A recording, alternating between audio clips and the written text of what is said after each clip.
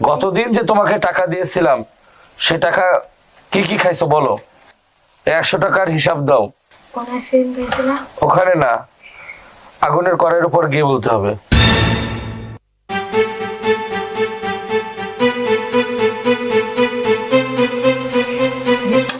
আগুনের কড়াইতে।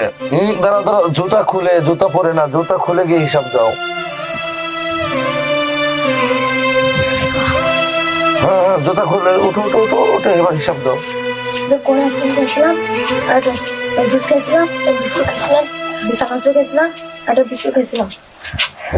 হ্যাঁ, যাও যাও, এখানে গিয়ে পানিতে তাড়াতাড়ি পাও দিয়ে ফেলো, পাও দিয়ে ফেলো, ঠান্ডা করো। তাওহীদ, তোমাকে 80 টাকা দিয়েছিলাম না, তুমি 80 টাকার হিসাব দাও।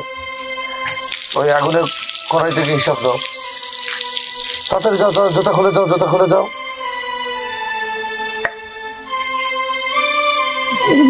30 টাকা দামের একটা জুস খেয়েছিলাম, 20 টাকা দামের বিস্কুট খেয়েছিলাম, আর 30 টাকা দামের একটা আইসক্রিম খেয়েছিলাম।